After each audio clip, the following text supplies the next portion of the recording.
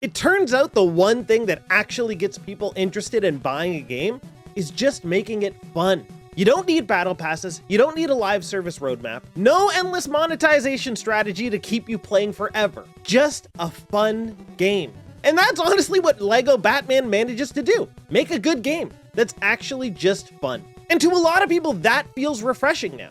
Because if you look at the current modern AAA landscape, it feels like games are just constantly trying to become platforms, ecosystems, engagement machines, anything except just being enjoyable to sit down and play. So when something like LEGO Batman comes along, a game that knows exactly what it is, it's not trying to reinvent the industry, it's not trying to be cinematic prestige storytelling or some massive online experience, it's just trying to let you run around Gotham as Batman in a LEGO game and have a good time. And honestly, I think that simplicity is a huge part of why people are connecting with it. Because underneath all the humor, that LEGO charm, and the nostalgia, this still understands one really important thing that a lot of modern games seem to forget. People will always show up for a game that's actually fun to play, especially when it's built around a character and world that they absolutely adore. And I think the success of games like this says something really interesting about where players are at right now. As I played through LEGO Batman, I just kept thinking one simple thing. They really just made a fun game. That's all there is to it. They made a fun Batman game. They didn't try to chase live service trends. They didn't try to bog it down with absolute nonsense like how Suicide Squad did. A game that could have been good, but instead they went in a completely different direction, and everybody knows how that turned out. I mean, when your game goes on sale for literally $1 like 2 months after it comes out, not really a good sign. But with this, it's like they just understood exactly what the point of the game was supposed to be. Let's just make a fun Batman game. Let's just take what everybody liked about Batman Arkham games, and let's just make it LEGO. Let's give people what they want. People love LEGO. People love those LEGO games. LEGO Star Wars sold a zillion copies. Honestly, I feel like every LEGO game did. And yeah, sure, there was a while where people started to lose focus on them, especially because it seemed like they were pumping them out way too quickly. Everything was getting a LEGO treatment for a while, and it was a little bit much. And that wow factor and that fun factor kind of wore out because it was getting a little bit overwhelming. To be honest, I think I've only played a couple LEGO games, maybe 3 of them. I think I played LEGO Harry Potter. I think I played the first LEGO Star Wars and maybe the Marvel one. I'm not really a big LEGO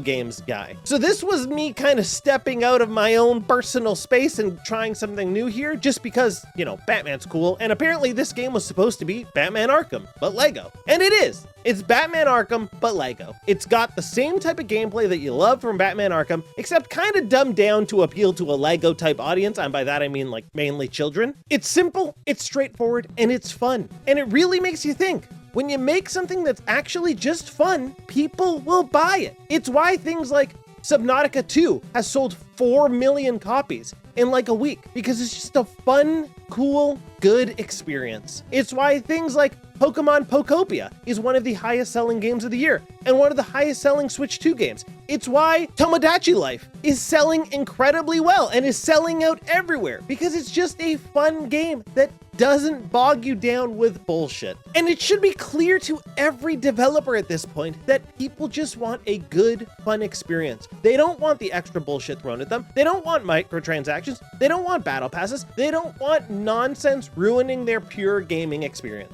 They just want a good game. They just want a good experience. And that's what Batman's able to deliver. A good experience. Yeah, it's not life-changing. Yeah, it's not the greatest Batman game I've ever played. Yeah, it's not the best game I've played this year. Not even close. But is it fun? Absolutely.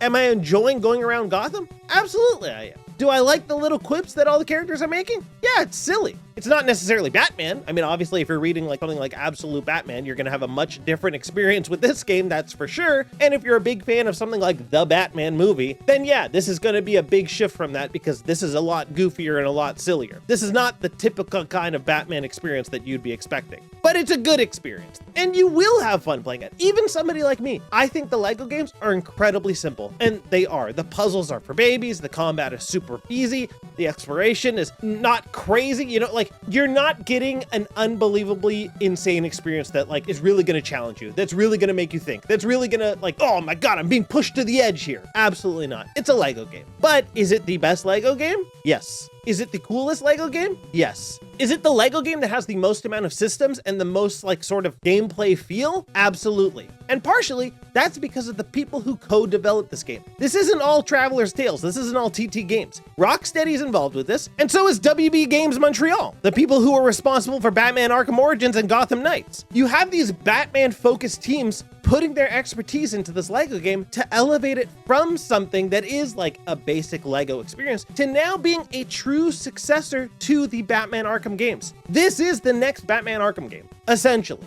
Just a silly version of it. But there's nothing wrong with that. Think about all the bullshit going on around in the world right now. Everything you fucking read is negative. Everything you look at seems terrible, and it seems like the world is headed for absolute destruction. So why not just kick back and enjoy playing with your Legos, dude? Why not? At this point, what's it gonna do, right? Gas is like $100 a freaking gallon. Food is 10 times the price it was 4 years ago. Everything fucking sucks. So just play with your Legos. What's the problem? And that's what people want. They want escape. They want fantasy. They want a good time, and they want to not have to focus on like that their job sucks and that they want to kill their boss. Now they can just focus on flying around Gotham, riding around in the Batmobile, beating up some guys, pulling off some cool combos as Lego Batman. What's wrong with that? Nothing. Just like how there's nothing wrong with rescuing Pokemon in Pokopia and building up your little Pokemon village. Or adding whatever type of me you want to Tomodachi Life and making them say all sorts of racist shit because it's funny. I mean, why not? It's not hurting anybody. It just shows what people want. They just want to have fun.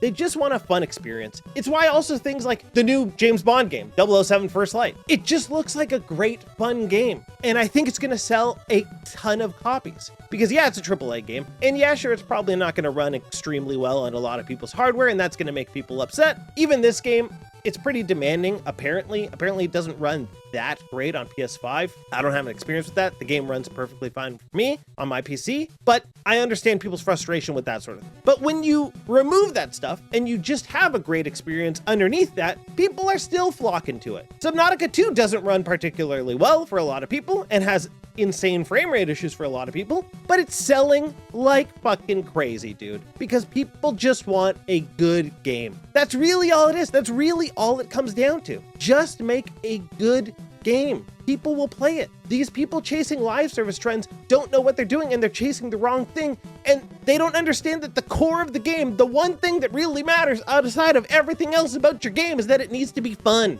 Highguard failed because yeah, it was fun, but the loop only worked for so long. So if you can't make that loop of fun repeat, then you don't have anything. Batman's able to continue on it. You know, you go out into Gotham, you go on these missions, you have a fun story, you have fun battles, you fight a cool boss. Let's repeat. You know, the cycle continues, and you just want to keep going. You want to keep exploring. You want to keep feeling that fun over and over and over. And some games don't understand that. Batman makes you play as Lego. You're playing with your Legos. What's wrong with playing with your Legos? I mean, I said it before, I'll say it again, right? Kick back, play with your Legos. Do you want to be Batman? Okay, be Batman. Are you going to feel as cool and as super as Batman as you did in Batman Arkham Knight or whatever? I mean, kind of. Honestly, kind of. It's just that you're a little Lego guy now. So what? I honestly recommend the game. If you're looking for a fun time and a fun game, and you don't really mind that it's childish, because it is childish. And a lot of people are like, oh, Marvel writing, blow my brains out. This has that, except instead of Marvel writing, it's Lego writing, which is like goofy and silly and dumb, and like